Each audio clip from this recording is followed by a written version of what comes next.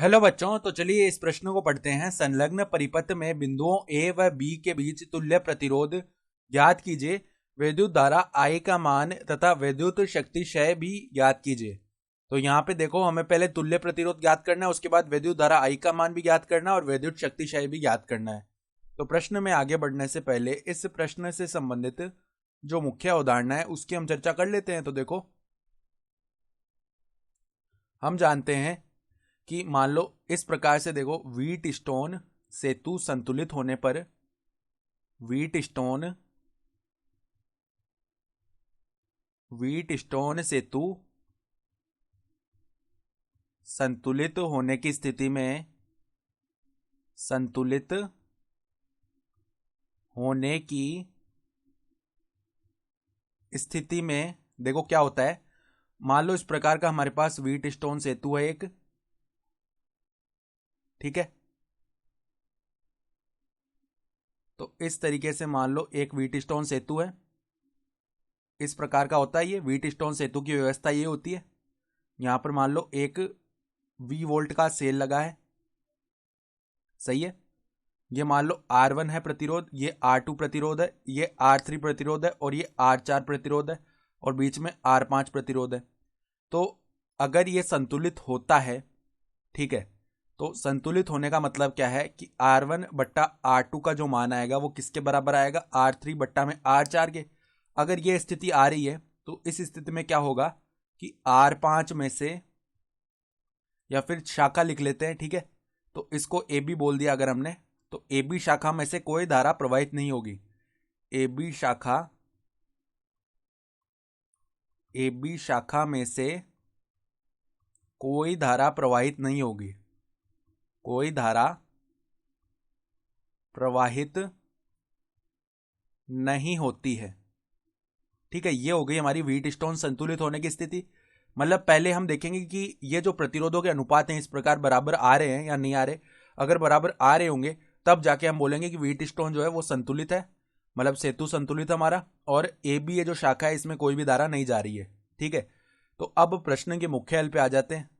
मुख्य हल में देखो, इस परिपथ को हम वापस बनाते हैं और किस प्रकार से बना रहे हैं। देखो, ए और बी बिंदु के बीच जुड़ी हुई ना ये सेल, तो ए बिंदु हमने यहां पे मान लिया एक बार के लिए, बी बिंदु हमने यहां पे मान लिया एक बार के लिए, सही है। सी बिंदु मान लो यहां पे ऊपर मान लिया और डी बिंदु हमने यहां पे मान लिया। तो पहली देखो, यहाँ पे जो 5 ओम प्रतिरोध है वो ए और सी के बीच जुड़ा हुआ है, तो ए और सी के बीच हमने 5 ओम का एक प्रतिरोध जोड़ दिया, सही है। फिर देखो 10 ओम का प्रतिरोध सी और डी के बीच में है, तो सी और डी के बीच में हमें 10 ओम का एक प्रतिरोध जोड़ना है, तो जोड़ दिया। फिर देखो आगे कौन सा प्रतिरोध है हमारे पास, यहाँ पे डी और बी के बीच में 20 ओम का प्रतिरोध है, तो डी और बी के बीच में हमने 20 ओम का प्रतिरोध जोड़ दिया, ठीक है। फिर देखो यहाँ पर ए और डी के बीच में भी एक 10 ओम का प्रतिरोध है, तो ए और डी के बीच में हमने क्या किया, एक 10 ओम का प्रतिरोध और जोड़ दिया। फिर देखो बी और सी के बीच में एक प्रतिरोध और है 10 ओम का, तो यहाँ पे 10 ओम का ये प्रतिरोध जोड़ दिया। अब ये सेल देखो ए और बी के बीच में लगा है, 5 वोल्ट का सेल है, तो ए और बी के बीच में एक 5 वोल्ट का हमने क्या किया, सेल लगा दिया है, सही है। इस प्रकार से ही लगा हुआ है, ये प्लस है, यहाँ पे माइनस है और धारा आई जा रही है, ठीक है। ये 5 वोल्ट का सेल है, तो ये तो व्हीट स्टोन सेतु के रूप में आ गया। अब देखते हैं कि ये संतुलित है या नहीं है। तो देखो यहाँ पे प्रतिरोधों का अनुपात 5/10 यानी कि 1/2 आएगा। फिर यहाँ से अनुपात निकालेंगे तो 10/20 यानी ये भी कितना आ जाएगा, 1/2। तो प्रतिरोधों का अनुपात 1/2 आ रहा है। इसका मतलब क्या है, इसका अर्थ ये हो गया कि व्हीट स्टोन सेतु संतुलित है, ठीक है। तो व्हीट स्टोन सेतु संतुलित है, सेतु संतुलित है।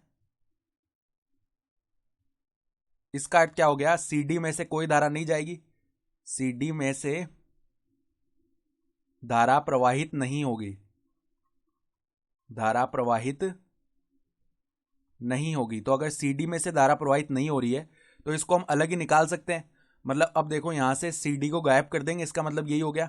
तो चलो इसको वापस बनाते हैं। यहां पर बिंदु सी है, यहां पर बिंदु ए है, यहां पर बिंदु बी है और यहां पर बिंदु डी है, ठीक है।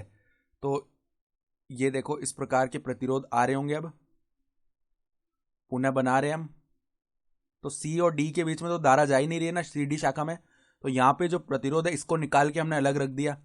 तो 5 ओम का ये हो गया, फिर 10 ओम का ये हो गया, फिर यहाँ पे 10 ओम का ये हो गया और 20 ओम का ये हो गया। ठीक है, और इनके बीच में मान लो इस प्रकार से एक सेल लगा हुआ है 5 वोल्ट का, धारा जा रही है मान लो आई है, 5 वोल्ट का ये सेल है। तो अब देखो यहाँ पे ये 5 ओम और 10 ओम तो श्रेणी क्रम में आ गए, फिर ये 10 ओम और 20 ओम ये भी श्रेणी क्रम में आ गए। तो अब इसको आगे हम सरल करेंगे ना, तो अब देखो किस प्रकार से बनेगा ये ए और बी, मतलब अब तुल्य प्रतिरोध निकालने की तरफ बढ़ रहे हैं हम। तो देखो श्रेणी क्रम वाले तो आपस में जुड़ जाएंगे ना, सीधे ही जुड़ जाते हैं प्रतिरोध। तो 5 + 10 कितना हो गया 15 ओम, तो ये 15 ओम आ गया। फिर देखो यहाँ पे नीचे भी ये श्रेणी क्रम में थे, तो 10 + 20 यानी कि 30 ओम आ गया, और इनके बीच में इस प्रकार से 5 वोल्ट का एक सेल जुड़ा हुआ है। ठीक है, और धारा आई जा रही है। तो अब तुल्य प्रतिरोध निकालना है, तो आर तुल्य कैसे निकालेंगे, देखो समांतर क्रम में आ गए ये दोनों 15 ओम और 30 ओम। तो समांतर क्रम में तुल्य प्रतिरोध कैसे निकालते हैं, हम दोनों प्रतिरोधों का गुणा कर देते हैं, बट्टा में दोनों को जोड़ देते हैं, यह आ जाता है तुल्य प्रतिरोध। तो देखो 15 गुणा में 30, नीचे हमारा 45 बनेगा। अब 15 × 3 = 45 होता है, और 3 × 10 कितना होता है 30 होता है।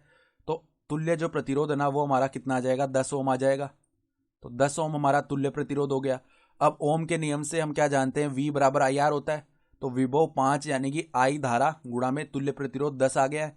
तो I का मान कितना आ जाएगा 5/10 यानी कि 0.5 एम्पियर, ये हमारे पास में विद्युत धारा आ गई। अब हमें शक्ति क्षय यानी कि P भी बताना था। तो P का मान क्या होता है यहाँ पर V²/R यानी विभव का स्क्वायर बट्टा में जो प्रतिरोध आ रहा है। तो यहाँ पे तुल्य प्रतिरोध आ जाएगा ना, सही है। तो V² यानी कि विभव कितना है हमारा 5 है, तो 25, क्योंकि 5 का स्क्वायर 25 हो जाएगा, और R तुल्य कितना है हमारा 10 है। ठीक है, तो 10 आ गया, यानी P कितना आ जाएगा 2.5, और ये वॉट में आएगा जो शक्ति क्षय है।